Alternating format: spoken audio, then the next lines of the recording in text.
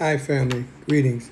I was reading an article that was talking about this young lady named Ashli Babbitt. She was shot during the January 6th riots, illegally entering the Capitol building, and she was told multiple times, "Do not come through. We will shoot to kill." And her family has sought a $30 million lawsuit, and it sounds like it's in the preliminary stages, but I think it's a crime to for the Justice Department to award criminals and their families with monies for them after they have broken the law, clearly broken the law. You know, if there was any person of color, we wouldn't even be discussing this here. Us, you just imagine any person of color. It doesn't matter. You know, going against the security of the Capitol building, armed. Talking about they're gonna lynch certain people, and got a hangman's gallows, a gallows, whatever you call it, out there waiting for the vice president. Just think of a bunch of black faces climbing the walls, armed, going up in here, and then crashing through the windows, and getting shot. You understand? We would not be discussing anything about a $30 million preliminary lawsuit, or them suing, to get monies for their family member that was unalive during a criminal act, right? It's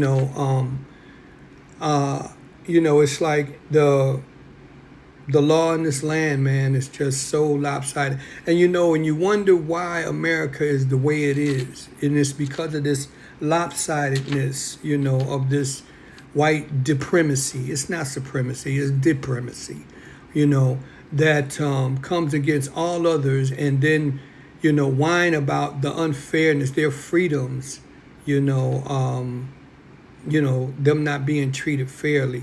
America's law and systems, judicial system, executive, branch, their, legislative branch has always been on the side of Caucasians, and it's like, this is wasted news. This is wasted airtime to even talk about their families getting $30 million, even seeking it. I mean, the gall of this here white supremacy in our nation. We will never ever. This country will never ever get on track. White people might as well say, you might as well say you lost this year. It's like, I really believe, like, throughout the ages, God has given people a chance. You look at how the Africans, the ancient Africans, been all over this planet, and what they have done is shared knowledge, brought technology, came with something in the hand other than a gun, a bullet, or a sword in the heart, of the indigenous people on whatever land they landed on. Matter of fact, they were sometimes worshiped. You think about the Olmecs down in Mexico. They didn't make these giant African faces because the people were enemies, to their people. It's because they were worthy of praise because of the medicines, the sciences, the different gifts that they brought here to the Americas. Even in Europe, parts of Europe, there is so much, history of Africans. You talk about the Moors in 700, in the year from 700, to 1100, 711, that's what it was, 711, when the Moors went into Europe, and you had these people that were killing each other, and you had even the royalty living in castles with the animals, you understand, sleeping with their animals. It was the Moors that had to help them understand you got to compartmentalize your castle, clean it up. You have dog, cow, chicken feces all over the place, and there's no bathing going on, you know what I'm saying? They helped the Europeans to organize and to,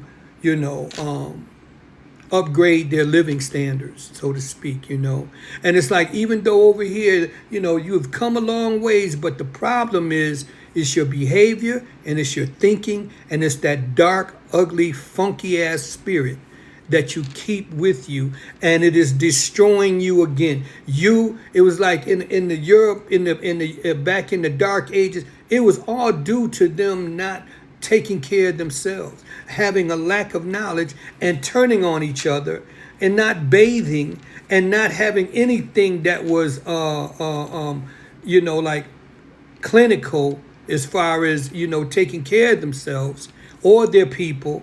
And putting the dead into their water, instead of burying them, throw them into the water, and then drinking from that water and becoming sick.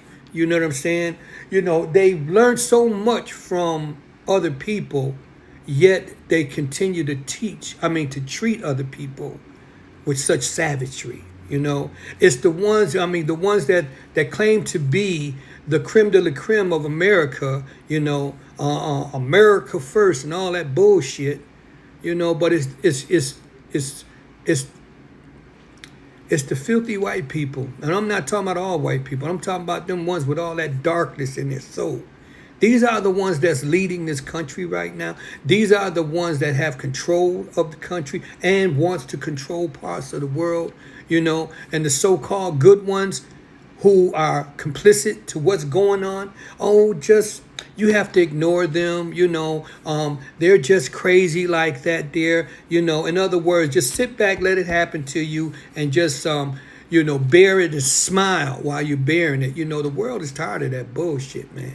And even this stuff right here with the Babbitt, family or whatever, they take the pain that we've all gone through in this country, and they pour salt in it when they're even talking about, even our maggots that come up, to destroy the Capitol, to put a stain on, the Constitution, and what the office of presidency and all of that stuff there doesn't really mean nothing to them. It is like it's a guard, a hedge between the poor and and other people of color, so that they can play the royalty thing.